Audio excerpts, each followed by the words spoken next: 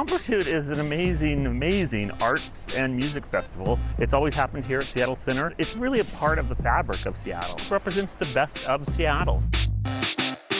The whole event is near and dear to my heart. It's a bedrock event and part of the city's identity.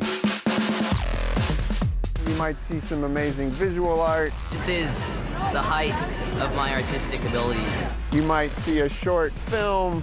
You might see some musical artist who absolutely blows your mind. It's hard to describe, and it's kind of sipping on coffee. It hasn't quite hit yet.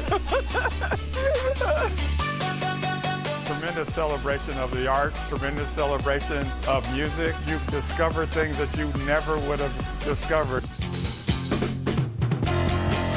I have a lot of fond memories of Bumbershoot, probably the closest to a psychedelic experience just for music. You can't throw a stone in Seattle without hitting somebody that worked for Bumbershoot or did something with Bumbershoot over the years. What I find with Bumbershoot is that everybody has a favorite year. My favorite Bumbershoot was 1984.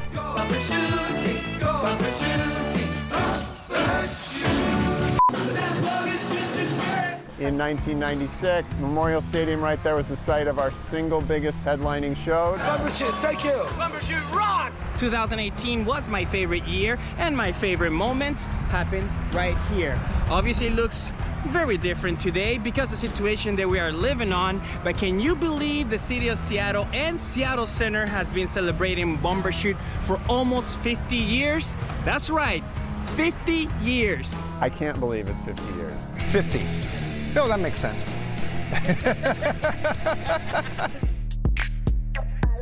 We have to have those celebrations that really bring people together, the sense of unexpectedness and joy. I can't wait for that to come back because I think that's what everybody's going to need. When it comes back, it's going to be better than ever. I think Bumbershoot will continue to morph and reinvent itself. Thank you, Jose.